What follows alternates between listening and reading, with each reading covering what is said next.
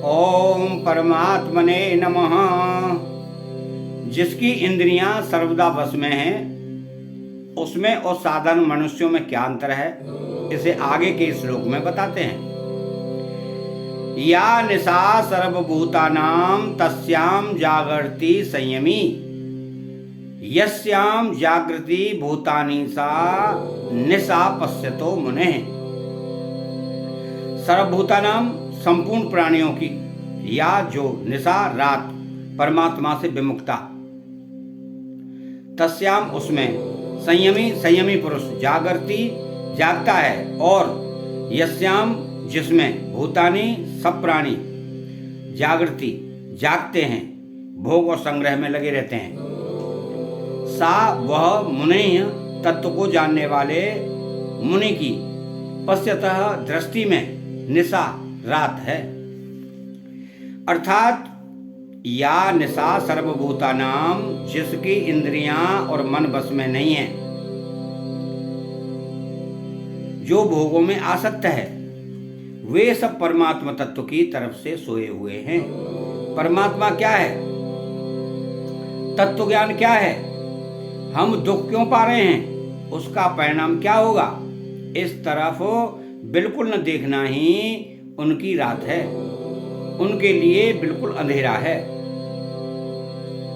यहाँ भूतानाम कहने का तात्पर्य है कि जैसे पशु पक्षी आदि दिन भर खाने पीने में ही लगे रहते हैं, ऐसे ही जो मनुष्य रात दिन खाने पीने में, सुख आराम में, भोगों और संग्रह में, धन कमाने में ही लगे रहते हैं, उन मनुष्यों की गणना भी पशु पक्षी आदि में ही होती है, और मनुष्यों में कोई अंतर नहीं है।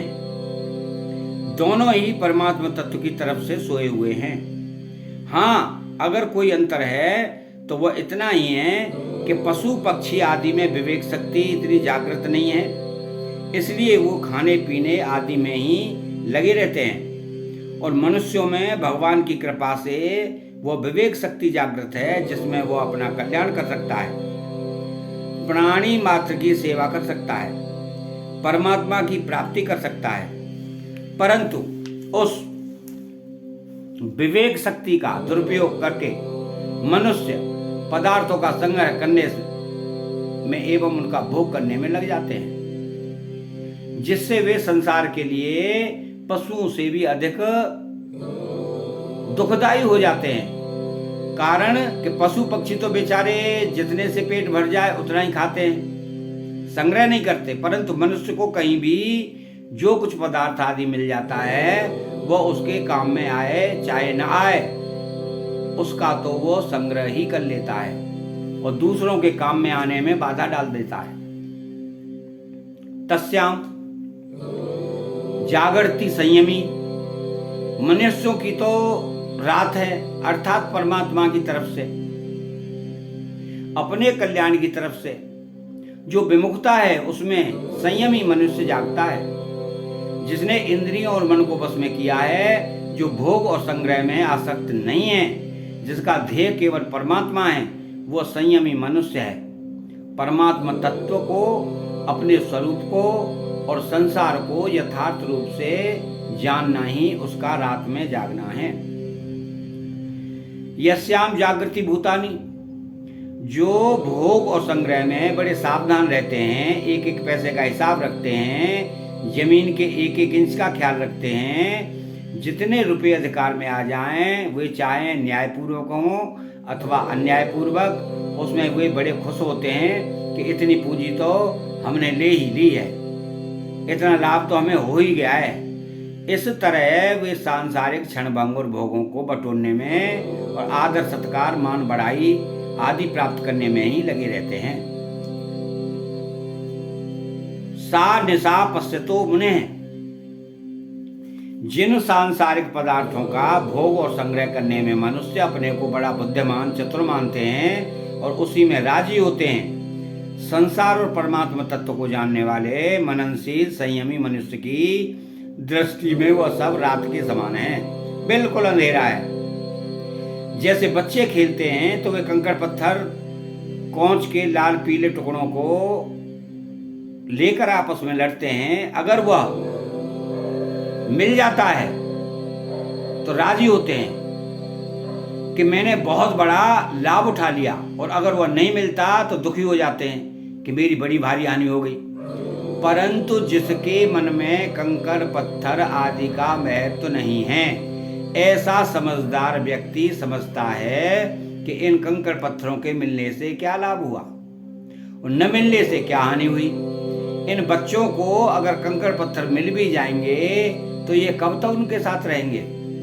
इसी तरह भोग और संग्रह में लगे हुए मनुष्य भोगों के लिए लड़ाई झगड़ा, झूठ कपट, बेईमानी आदि करते हैं और उनको प्राप्त करके राजी होते हैं, खुशी मनाते हैं कि हमने बहुत लाभ ले लिया। परंतु संसार को और परमात्मा तत्व को जानने वाला मननशील संयमी मनुष्य साफ देखता है कि भोग मिल गए, आदर सत्कार हो गया, सुख आराम हो गया, खा पी लिया, खूब श्रृंगार कर लिया, तो क्या हो गया, इसमें मनुष्यों को क्या मिला, इनमें से इनके साथ क्या चलेगा, ये कब तक इन भोगों को साथ में रखेंगे, इन भोगों से होने वाली वृत्ति कितने दिन तक ठहरेगी। इस तरह उसकी दृष्टि में प्राणियों का जागना रात के समान है। वह मननशील संयमी मनुष्य परमात्मा को, अपने स्वरूप को और संसार के परिणाम को तो जानता ही है। वो पदार्थों को भी अच्छी तरह से जानता है कि कौन सा पदार्थ किसके हित में लग सकता है, इससे दूसरों को कितना लाभ होगा। वह पदार्थों का अपनी अपनी जगह ठीक तरह से सदुपयोग करता है, उनको दूसरों की सेवा में लगाता है। जैसे नेत्रों में दोष होने पर जब हम आकाश को देखते हैं तब उसमें जाले से दिखते हैं, और आंखें मीच लेने पर भी मोरपंख की तरह वे जाले दिखते हैं। परंतु उनके दिखने पर भी हमारी बुद्धि में यह अटल निश्चय रहता है कि आकाश में जाले नहीं है।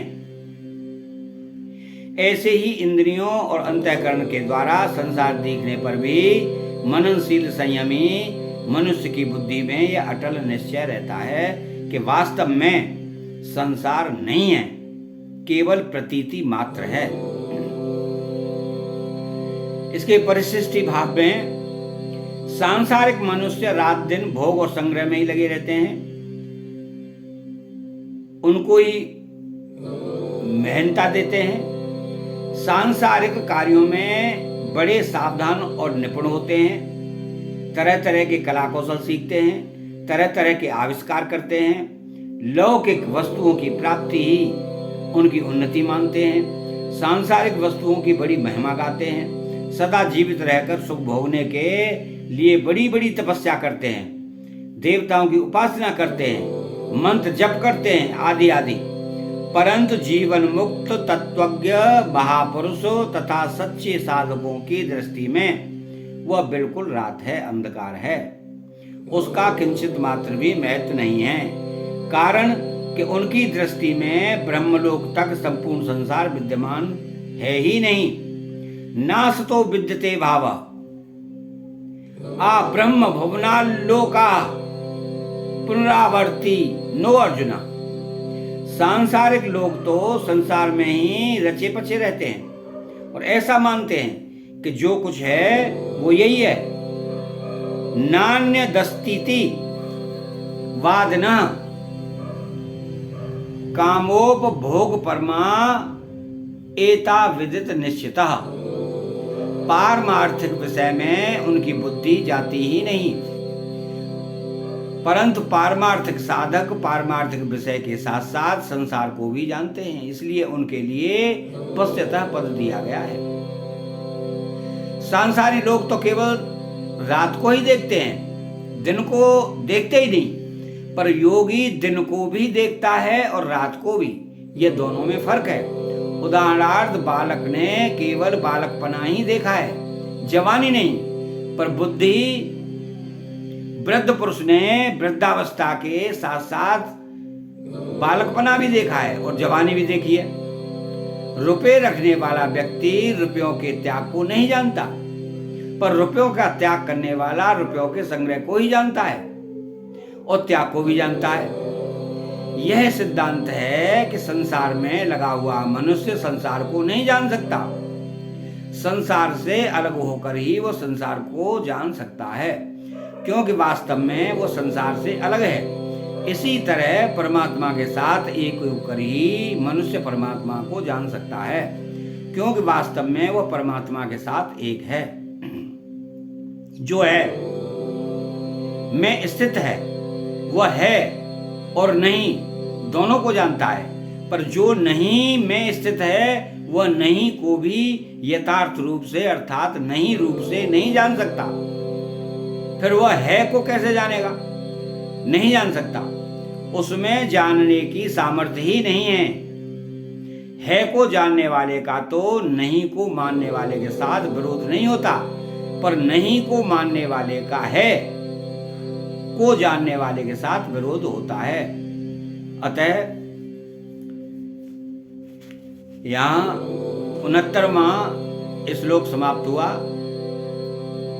चैनल को सब्सक्राइब करें, बेल आइकन घंटी को दबाएं और कमेंट्स में राधे कृष्णा लिखें। बोलो जय श्री कृष्णा।